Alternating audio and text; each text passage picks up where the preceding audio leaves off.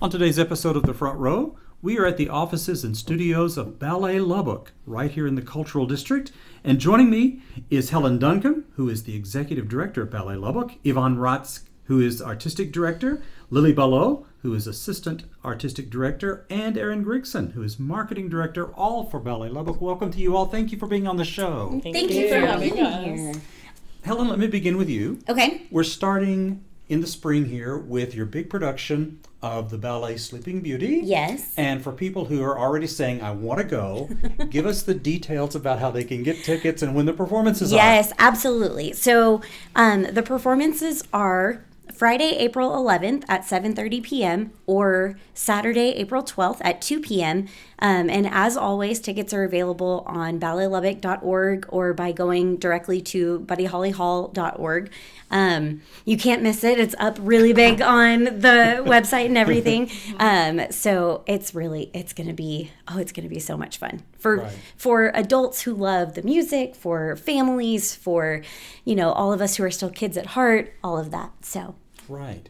And this is the Tchaikovsky Sleeping Beauty, the real deal. Yes, it is. Absolutely. And it's been, just looking in on rehearsals and things like that. Lily and Yvonne can absolutely share more about that, but it's just, it's beautiful. Right. And it's the entire company. The entire Ballet Lubbock company up to, it's levels 6 through the company. So it's a really wide range. And we have some local friends that are stepping in to be, the Duke and some of the other members of the court. So some of the people who were party parents in our Nutcracker are, coming back to the stage again. Great. So, excellent. Yeah. Tell us again one more time, web address. Yes. So balletlubbock.org or buddyhollyhall.org. Excellent. Yes. Great.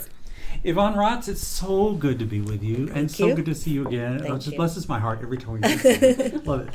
So just out of the blue, Sleeping Beauty. Yes. What went into your decision that you wanted to do it? Well, we did it in 2010. That was a while ago, and it was actually at the Lucca Firehouse Theater. So now we have a huge stage, the Buddy Holly Hall stage, to do it bigger and better. And Erin will talk more about the scenery and the costumes because it's really exciting. But it is the company, but we have level 6 for our younger levels. These are the kids who have just started to go on point. These are our dancers, and so they get to be in the ballet as well, which is exciting for them to get to be in something other than the Nutcracker. And many other professional companies right now are doing Sleeping Beauty as well. So everyone has their own take on it. Everyone's familiar with the Disney movie, but this is the ballet version. And we change our story up a little bit more, not so much focused on evil, but more on revenge. And then the theme of forgiveness and coming back and all of us being friends again, just forgiveness and moving on. So it's a beautiful ballet. We have our company dancers doing the lead roles. You've got fairies, you've got Caraboss, who is Maleficent, if you're familiar with the Disney show. And the ballet, as you said, is the Tchaikovsky score. Everyone's going to recognize the music. It's beautiful. Yeah. And of course, being ballet, all of that is done through movement. Right? Yes, it's exciting. We've been telling them that pantomime is like sign language for dancers. You're telling the story through a lot of narration through your body. So with our school demonstrations that we've been doing in the community, we've been educating everyone about how that works and what means what, and it's been really exciting to show them a different avenue of dance. Hang on to that. I want to come back to the outreach that you've had in the community. But before we do that, Lily, let me ask you, the decision is made to do Sleeping Beauty. Then what? Well, then Yvonne and I start listening to the music and we start dreaming up some choreography and some casting. I think we cast it way back when. I can't even remember when. And then we just collaborate and we get in the studio and we find what works best for which dancers, and anything we have to tweak, we will. Now we're at final stages, so everything is set, and at this point we're just cleaning and making sure that everything is good to go. Right. And you have to, it's a real confluence of the arts. You've got to have a set and a vision and an idea of what you want it to look like. How does that all come together? Well, lots of people. Yeah, we have a great team and lots of brainstorming ideas together and then making it a reality. And I think Miss Janie, who is our production manager, plays a huge part in bringing all of this together. And she was the one who got the set and costumes for us. correct? Yeah, and those are very exciting. Yeah. Yes. Sounds like it. Well, speaking of exciting, Erin, let me ask you about something very special that you found that pertains to this show. It was something that goes way back in history. Tell us about it. Yes, so the sets that Miss Janie found were originally designed for the English National Ballet. And Yvonne said, we hadn't done this since 2010, so it was essentially a rebrand from scratch. So when I was looking for social content, I was actually able to find the original program poster from English National Ballet that has some of the set pieces that will actually be on the stage here at Buddy Holly Hall. And so it's on our Facebook. So if you head on over to Facebook or our Instagram, and you'll see that original poster. And my personal favorite thing that is on that poster, if you look underneath the logo, it says patron, Her Royal Highness, the Princess of Wales. Oh. So it was a really exciting thing to find and share with our audience. And great artistic ideas, too. Sure. From the going back to the original, right? The costumes are, the original costumes are from the English National Ballet. They were created in 1979. So these costumes are being worn by our dancers today. It's history being redone. And from then it went to Pacific Northwest Ballet, and now they're being shared between Charlotte Ballet and Ballet Austin. So our young high school dancers get to wear these authentic, genuinely made costumes that were fitted. And in the costumes, we were telling them, look at the name in the tutu because it has the name of the first dancer it was made on. You're wearing that famous dancer's tutu. So it's really exciting. Because every ballet has their own branded costume tag, basically. Wow. And it's got, measurements and names.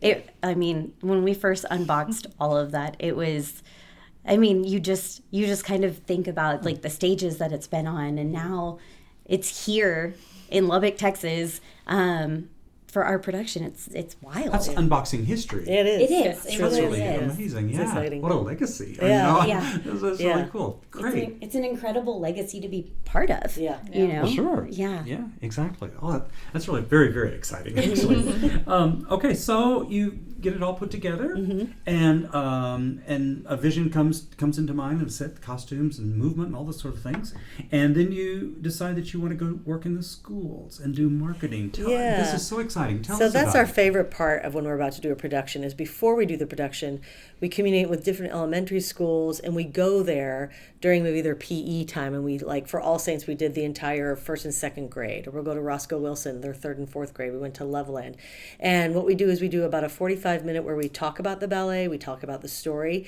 and then we teach all the kids just a little bit of choreography. And for this one specifically, we taught them how the pantomime works. And it's exciting because I know the teachers love it, that for just those 20 minutes, the kids are completely silent because they're just, we tell them you're just telling the story through your body, and they do it with the music, and it's like magic. They just get silent and they get so into it. Boys and girls, they're so excited about it. And we went to the YMCA and did the same thing in the YWCA. And so it's been so exciting to bring that to them and get them excited about it. And we went to the Burkhart Center. We went to our collab that comes here. We went to High Point Village. So just sharing the whole story and the excitement of it with everybody in the community makes it more of what we do, collaborate with everybody in Lubbock. And I can only imagine that elementary kids are really, they would accept ballet because it's cool. I would think that would be a great outreach. And, well, they accept it because they hear the music, like, oh, I know that Disney movie. And then when you go, guess what? It's actually this. And then they feel a little bit more smarter and like, ooh, I am in on a secret that I didn't know about. So it's exciting. Well, and then, so on top of, and really all of this happens within the span of a few weeks. Lily and Yvonne kind of hit the ground running to cover all of the bases across the South Plains. So we do all of those, we call them lecture demonstrations, where, the dancers are part of that too. So it's really kind of a cool role model opportunity because our company dancers are working with younger kids in their own schools or schools that they went to when they were in elementary school to teach them all of this. But then they also we actually take, not these costumes specifically, but we take some other costumes and we do what we call a festival performance at Covenant Children's Hospital and UMC Children's Hospital. And so, we get to go to some of the rooms and we get to just perform different pieces and really tell the story. And that's a really it's a really rewarding way to kick off all of our performances as well. So it's, it's something that we do for the Nutcracker, but we also make sure that we're sharing everything that we do in the spring as well. And what a wonderful thing to do. Hospitals. Yeah. That could be amazing, I'm sure. It is. And it's our 10-year anniversary with Covenant Children's Hospital that we've had our arts and medicine program. So it was neat to always go there, and they video stream it to the kids who might not be able to leave their house. They get to have their own little private performance. Oh, that's great. And then it all culminates on Thursday, April 3rd. We're doing an open bar, which we do for Nutcracker, but we're doing it for Sleeping Beauty, where it's at Lucca Firehouse Theater, and we do a working rehearsal where everyone can come, have some wine and soda and a little hors d'oeuvres and get to see a working rehearsal of what it looks like before it gets on stage. So that's always exciting too. All right. Lily, you said a moment ago that this was sort of done in-house. So you have people within the company that can do these major roles, right? Yeah. That speaks well for your company, right? Yeah. Yeah. It's hard choreography. It is. Yeah. I'm very proud of them and all the work that they've put in. And honestly, we haven't had to tweak all that much of the stuff that we originally put on them. So it's been really... It's been impressive. They've risen to the occasion. Exactly. Wait, Yvonne, tell Clint about the role of Aurora and like what it equates to. So there's you'll see Sugar Plum Fairy and go, oh, that's so hard. But what they'll see if they see the ballet is in Act 1, Scene 2, Aurora just doesn't stop. It's like equal to like 2 football games, because she comes out and does a very hard solo. And then she does a very, very famous called the Rose Adagio, where she dances with 5 dukes. And it's very long and it's very hard. And then she goes off for a second to breathe, comes back on and does a brutal solo, breathes for a second, comes back on and does a death solo. So she is nonstop. And this is, 16-year-old Addison Reynolds who's doing it all. And we're so proud of her.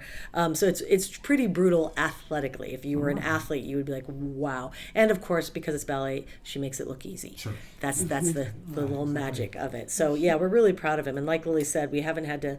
Usually it's Petipa choreography that everyone does, and usually you try to keep to it, but you might have to change some things because they're younger dancers. But we've been able to keep it pretty on board. So who else is in the cast? All company, everybody. If you saw Nutcracker, you'll recognize everybody in it.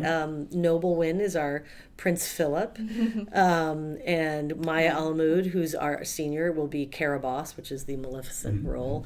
And like Helen said, we have some friends coming in that's helping us fill the roles of dukes.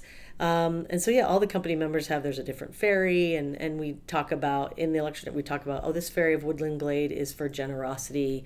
You have different fairies that represent different gifts that they give to Princess Aurora. So wonderful. Yeah. Great.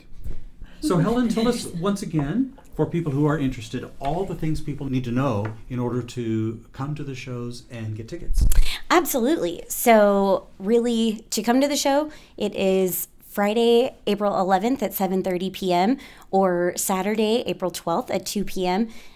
Tickets are available on balletlubbock.org or buddyhollyhall.org. And also, you know what? I hadn't mentioned this yet, but for our younger guests, for our friends that are going to come to Sleeping Beauty, we are partnering with Lubbock ISD to do a really fun collaboration that we're calling the Sleeping Boutique. So if anybody has ever been to the most magical place on earth and experienced the fun character makeovers that they do there, we are mimicking that here, kind of giving our own little spin on it, but it's just an extra layer of magic to go along with our Sleeping Beauty performance. All right. It sounds great. And all of that is at balletlubbock.org. Yes. All right. Yeah.